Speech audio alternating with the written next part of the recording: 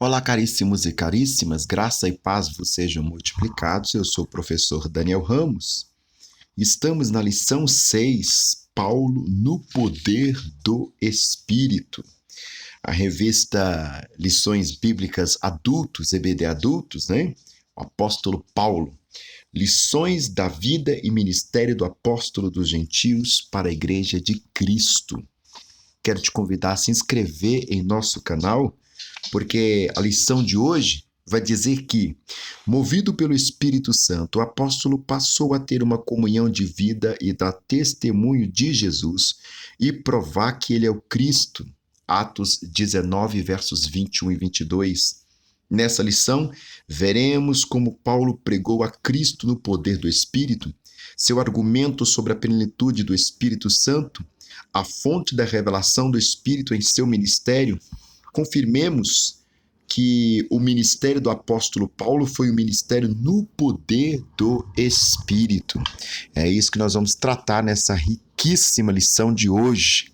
E eu tenho certeza que vocês, assim como eu, serão muito abençoados nessa lição de hoje. O texto áureo é: impondo-lhe as mãos, veio sobre eles o Espírito Santo e falavam línguas e profetizavam. Atos capítulo 19, verso 6. Pega a sua revista de escola bíblica dominical, pega aí a sua Bíblia, porque a leitura bíblica em classe está em Atos capítulo 19, verso 1 ao 7. Nós não vamos ler, eu sugiro que você leia na sua revista ou na sua Bíblia, antes de continuar esse subsídio de escola bíblica dominical, nesta lição que traz por verdade prática, uma vez movidos no poder do Espírito, podemos ser bem-sucedidos na missão de pregar o Evangelho a toda criatura. Glória a Deus! Deus abençoe o nosso amado pastor Elianai Cabral por nos presentear com essa belíssima temática de escola bíblica dominical.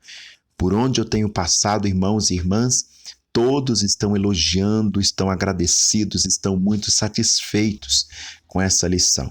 Vale a pena, é muito relevante os ensinamentos do apóstolo Paulo. Eu já disse isso em outros vídeos e torno a repetir. Há muitos teólogos que dizem, que se Paulo não tivesse existido, o cristianismo não teria chegado às vias que chegou. Alguém vai dizer que isso é um exagero, mas do ponto de vista doutrinário, dispensando aqui a situação do Espírito Santo, que é fundamental, evidentemente, a doutrina que Paulo traz será revisitada, eu vou grifar essa palavra, será revisitada por todos os teólogos posteriores a ele. Ele é fundamento da igreja do ponto de vista doutrinário. A lição quer trabalhar pelo menos 3 argumentações. A primeira, Paulo pregando a Cristo no poder do Espírito. O argumento de Paulo sobre a plenitude do Espírito, ou a plenitude do Espírito Santo. E terceiro, a fonte do ensino de Paulo sobre o Espírito Santo aos Efésios. Vamos lá?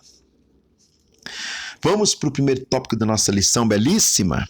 O livro de Atos mostra que após a sua conversão, Paulo ficou alguns dias com os discípulos que estavam em Damasco. Atos 9:19. O registro de Atos deve ser lembrado que é um registro do discípulo de Paulo. Lucas não conheceu o Senhor Jesus do ponto de vista histórico. Ele conhece Jesus a partir das narrativas e investiga a historicidade de tais narrativas.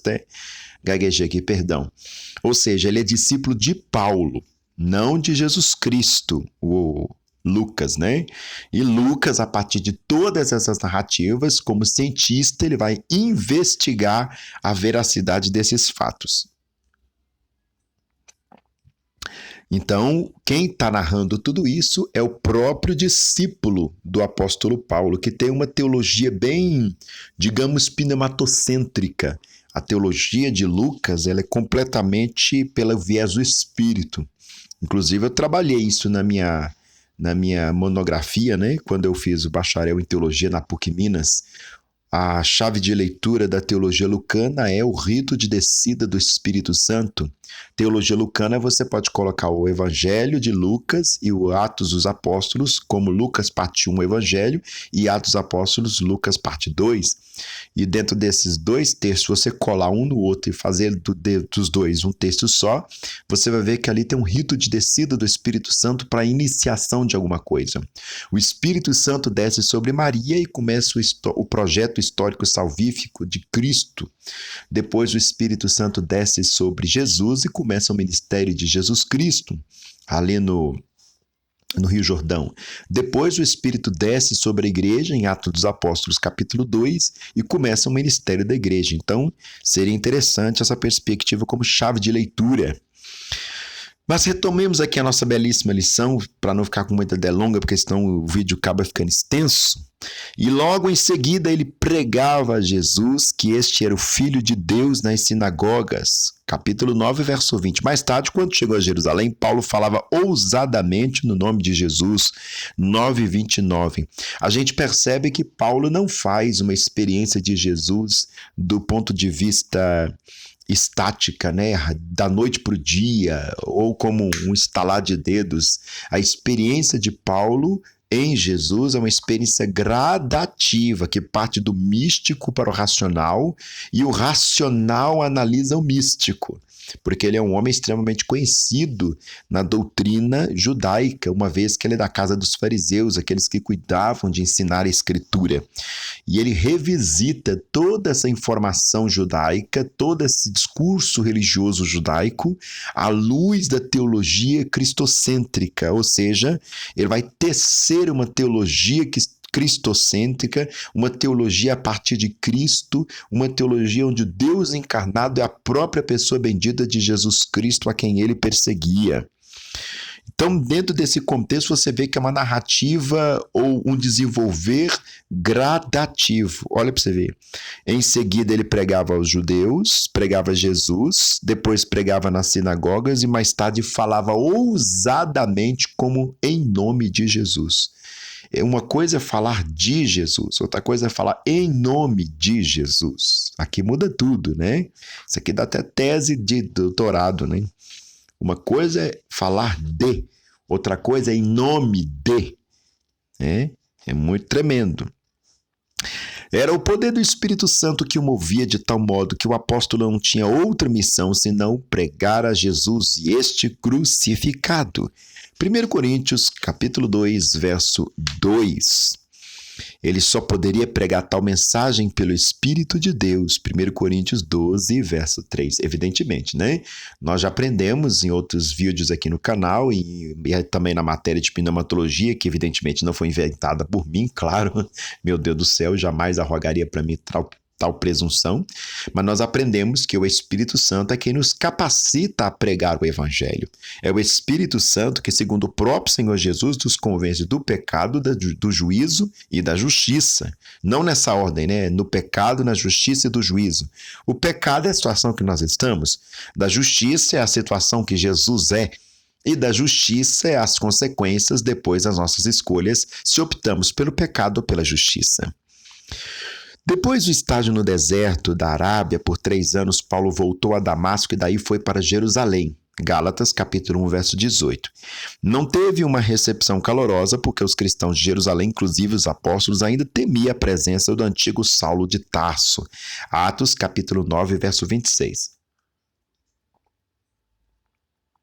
Perdoe eu beber água muitas vezes. Aqui em Minas Gerais, quando eu estou gravando esse vídeo, eu estou gravando o vídeo agora dia 19 de outubro, né? Que é um vídeo que vai ser para a aula de novembro. Para a aula de novembro? Deixa eu ver. Não. Isso mesmo, para a aula de novembro. Mas eu estou gravando em outubro ainda, então aqui está chovendo muito e ao mesmo tempo que chove, está abafado. E aí a gente fica num calor insuportável, mais quente que o verão. Você não tem noção como é que isso aqui fica. Coisas de Minas Gerais, né? Aqui da região metropolitana de Belo Horizonte. Ou seja, Paulo tinha uma fama grandiosa, ele era o perseguidor dos judeus, o perseguidor a serviço dos judeus, perseguindo os cristãos, corrigindo, né? Ele estava a serviço dos judeus, os maiorais da sinagoga, perseguindo os cristãos e arrastava famílias inteiras de dentro de sua casa para simplesmente fazê-los pagar pelo ato, abre e fecha aspas, herege, de professar o nome de Jesus de Nazaré. Então, a fama dele correu. Naquela época não tinha Instagram, não tinha um YouTube, não tinha essas coisas, né? Porque a coisa acontece, o tamanho já está no YouTube, mais rápido do que no Jornal Nacional. E a fama dele ainda estava que ele era um perseguidor. As pessoas ainda olhavam ele com um olhar meio que de mineiro, né? Desconfiado. Será mesmo que esse cara está convertido? Ou é uma treta que ele está arrumando para pegar a gente com a boca na botija, né? Bom, com algumas reservas, ele foi acolhido na igreja mãe e todos ouviram seu testemunho e, sem intimidar, ele pregava ousadamente para os judeus e gregos da cidade. Atos capítulo 9, verso 28 e 29.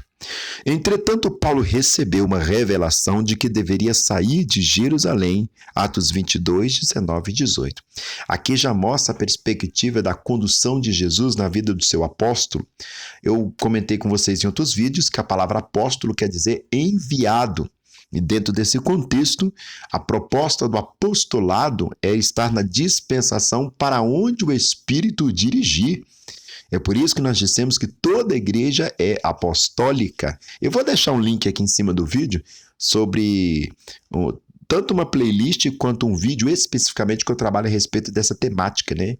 Enquanto a gente está brigando para ser igreja pentecostal, igreja tradicional, igreja reformada, igreja católica, igreja assembleia, batista, presbiteriana, o que importa mesmo é que nós sejamos, né, vamos dizer assim, igreja apostólica.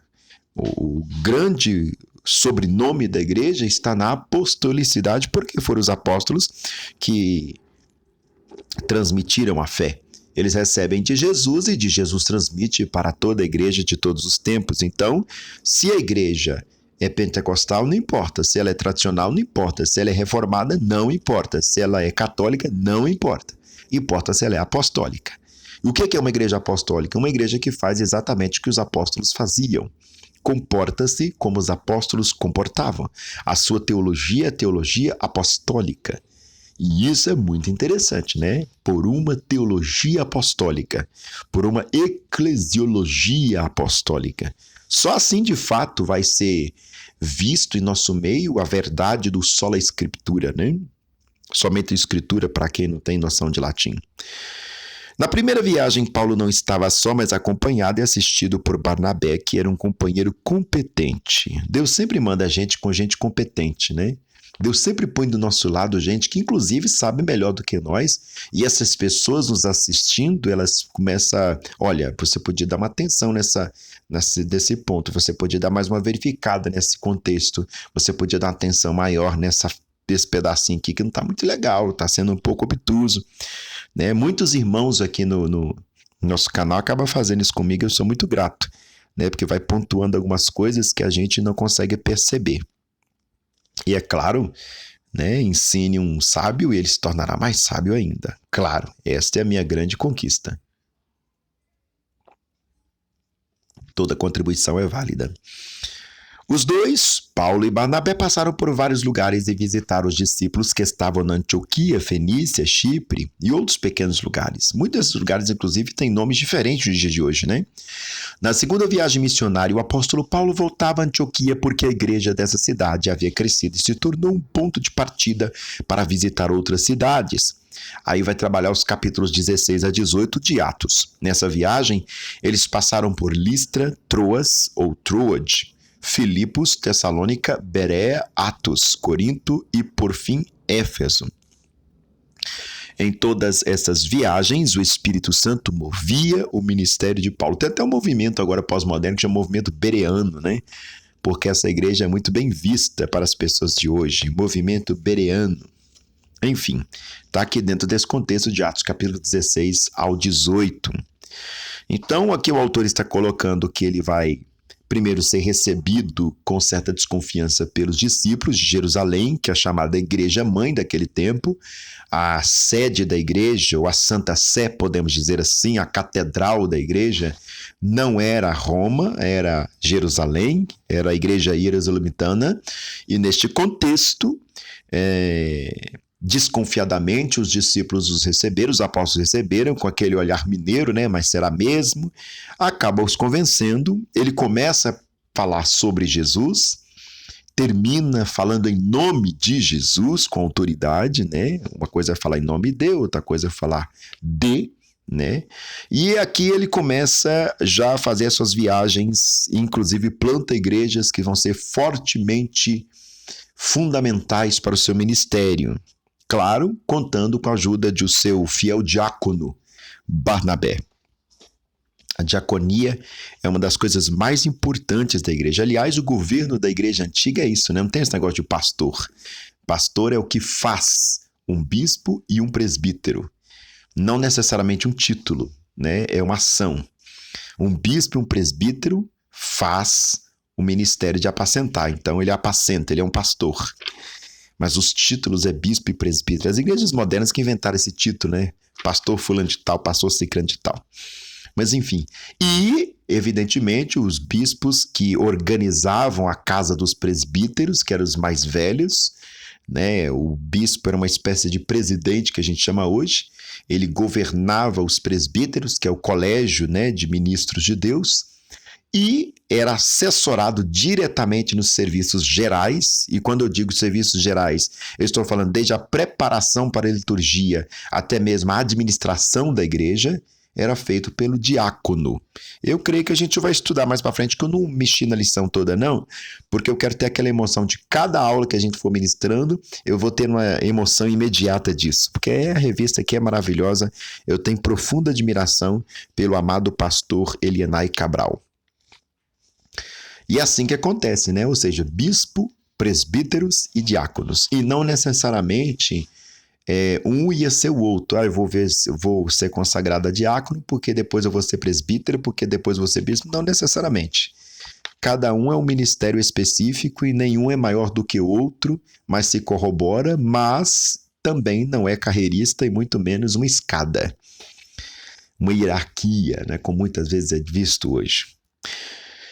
Irmão Daniel, eu sei que alguém vai me perguntar isso. Uma pessoa pode sair direto de membro para ser um bispo? Claro que pode, porque é ministério e a gente tem que saber o que é que acontece ali dentro do contexto. Você não vai colocar a pessoa para ser diácono se ela tem uma visão panorâmica, leva ela logo ao episcopado.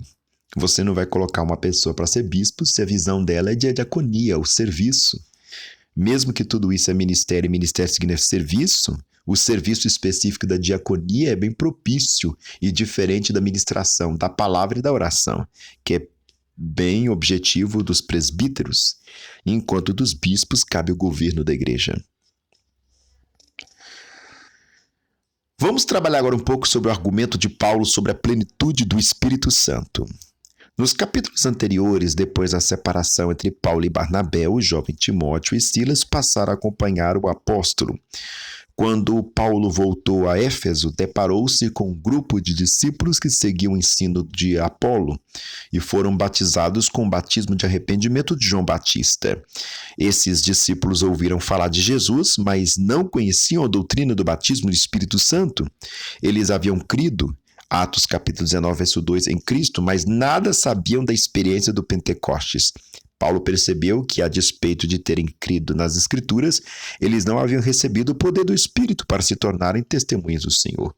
Aqui Paulo começa a ver o seu primeiro desafio, né?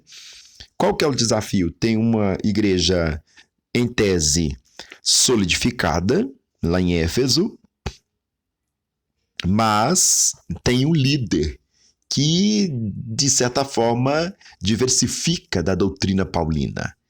Né? Apolo tem uma oratória, tem um visual que conquista os povos de Éfeso, bem diferente de Paulo, que não tem todos, digamos, esses paramentos. E essa igreja abarca a liderança apolonista, né? Não confunda isso com apologética, não. Acabei de inventar essa palavra, apolonista, né? De Apolo. E aí Paulo vê a necessidade disso. Não, peraí, eles estão crendo nessas coisas, do arrependimento de João, porque ainda não foram solidificados no verdadeiro evangelho, que é o batismo nas águas e ser cheio do Espírito Santo. Ninguém recebe o batismo no Espírito Santo antes de crer em Cristo como Salvador, evidentemente. Por quê? Porque uma coisa está intrínseca à outra. É Cristo quem nos batiza no Espírito Santo, enquanto é o Espírito Santo que nos leva para Cristo na cruz. É Ele que nos convence do pecado e da justiça. Somente depois de passar pela experiência da conversão, de reconhecer o Senhor Jesus como Salvador, então o Senhor concede o dom do Espírito Santo. Atos 2, 38, ou seja, o batismo no Espírito Santo sobre a pessoa convertida. Vamos ver, olha, é uma coisa bem circular, né? É muito interessante. É o Espírito que convence o homem do pecado e leva este homem para Cristo, e Cristo leva este homem a ser cheio do Espírito Santo. Você viu que coisa interessante? É bem circular essa teologia. Quem era o apóstolo? Ou quem era Apolo? É a pergunta que não quer calar aqui no tópico segundo. Era um judeu de Alexandria, cidade egípcia de grande cultura. Certamente Apolo teve uma elevada formação, principalmente no conhecimento das escrituras sagradas, e se destacava por sua eloquência, né? Tornou-se um discípulo de João Batista à distância e creu na mensagem dele. Marcos capítulo 3, verso 11. Apolo tornou-se pregador de Cristo, mas não havia experimentado ainda o poder no Espírito Santo. Fez discípulos em Éfeso, os quais eram fiéis à sua mensagem. Mas quando Paulo enviou Áquila e Priscila para Éfeso, tinha por objetivo orientar Paulo acerca da vinda do Espírito Santo. Antes que o apóstolo chegasse a Éfeso, Apolo foi para Corinto. Então ele tem aqui um desafio de treinar um líder, né? Se existe um desafio de treinar discípulos, imagina o desafio de treinar líderes. E a liderança ela tem que ter, né, irmãos, humildade para aprender sempre. Como eu disse já no início dessa aula, ensine o sábio, ele tornará-se-á mais sábio. Vamos para o terceiro tópico. Desculpa, eu queria classificar também o que o autor nos coloca. Apolo era discípulo à distância de João Batista. Por que tem que colocar à distância? Porque os discípulos de João Batista passaram para Jesus Cristo. Você lembra daquilo? Alguns dos discípulos de João Batista passaram para Jesus Cristo, viraram discípulos de Jesus ali nas vésperas da sua morte. Então, nesse contexto aqui, ele era um discípulo à distância, não necessariamente de perto. Aquelas pessoas que seguem o pregador, né? Então, nesse contexto, ele entendeu que o batismo, na verdade, era o de arrependimento que João Batista pregava. É por isso, irmãos e irmãs, que o batismo de Jesus no Jordão não necessariamente é um exemplo para nós a respeito do nosso batismo na igreja. João não é um pastor, Jesus não está batizando o próprio Jesus em nome do Pai, do Filho e do Espírito Santo, assim como é feito nas nossas igrejas. O rito é completamente diferente. O batismo de João era um batismo de arrependimento de pecados numa tradição de João Batista, e não necessariamente um exemplo de tradição para a igreja. A tradição da igreja está a partir da prerrogativa do ide por todo mundo e pregar o evangelho, batizando-as em nome do Pai, do Filho e do Espírito Santo. Isso é outra situação completamente diferente. Tem que ficar atento a isso. Forçação de barra mostra a nossa infantil exegese, ou nenhuma, né, para ser melhor dizendo. Terceiro tópico, a fonte do ensino de Paulo sobre o Espírito Santo aos Efésios. Onde Paulo tirou isso, gente, de Espírito Santo? Que negócio é esse de Espírito Santo? Vamos resolver esse negócio? Vamos! Visto que Paulo era erudito nas Escrituras e sua primeira fonte de conhecimento acerca da divindade era a revelação do cânon no Antigo Testamento, sua compreensão sobre Deus era monoteísta, tanto quanto todos os demais judeus, né? É a máxima: escuta, Israel, teu Deus é um. A doutrina da Santíssima Trindade, mais especificamente a pessoa do Espírito Santo, estava presente no Antigo Testamento, mas devia ter tido colocado aqui o mas, né? Faltou. Mas de forma subjetiva, não de forma objetiva, como a doutrina cristã nos apresenta. A segunda fonte reveladora do Espírito Santo era a experiência vivida pelos apóstolos no dia de Pentecostes, registrado em Atos capítulo 2, verso 1 ao 4. Em seguida, a sua própria experiência quanto foi cheio do Espírito Santo depois da conversão, Atos capítulo 9, verso 17. Se no Antigo Testamento mostrava o Espírito Santo de forma subjetiva, já no Novo, em especial o Pentecostes, revelava a atuação do Espírito Santo de maneira objetiva e clara.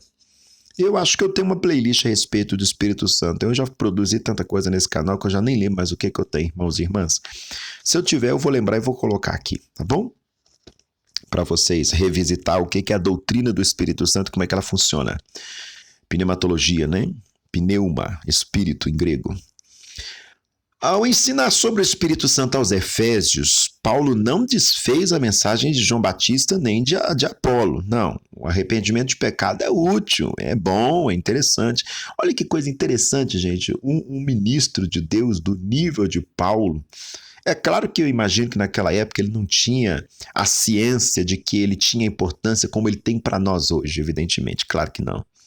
Talvez ele fosse comparado a um dos nossos pastores ou teólogos que no meio da multidão está na média, né? Mas para a igreja, no seu contexto, é um monstro sagrado, digamos aqui, assim. Mas ele mesmo assim, com toda essa envergadura, ele não desfaz, né, da perspectiva de Apolo. Pelo contrário, o apóstolo fortaleceu a mensagem de João Batista e revelou o Cristo profetizado por João exatamente como o que havia de vir. Atos 19, verso 4.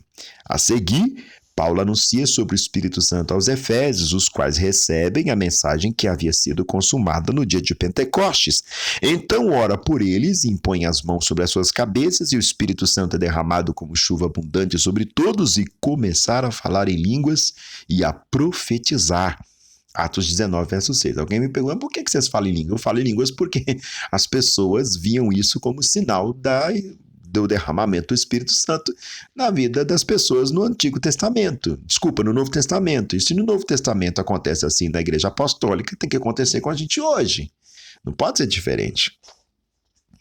Não precisa jejuar, não precisa fazer campanha para buscar batismo no Espírito Santo, não precisa passar a noite inteira em oração, não precisa. Você vê que eles dobram os joelhos, né? Que o contexto está sendo essa. Vocês já receberam o Espírito Santo?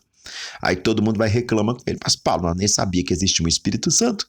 Aí Paulo manda todo mundo dobrar o joelho, impõe a mão sobre eles, eles começam a falar em novas línguas e a profetizar. Simples assim, meu irmão. Não tem esse negócio de ficar nesse desespero pro batismo no Espírito Santo, não. Para receber o batismo no Espírito Santo, basta crer. Creia e receba. Ponto. Não tem mais nada. Qualquer coisa que estão te dizendo a respeito do batismo no Espírito Santo é conversa fiada e não está na Escritura. Uma irmã virou para mim outro dia e falou assim, irmão Daniel, eu estou muito feliz com Jesus. Eu falei, por quê, irmã? Me conta. E ela, não, é um testemunho mesmo que eu tenho que te contar. Eu falei, então me conta, que eu estou doido para saber qual que é.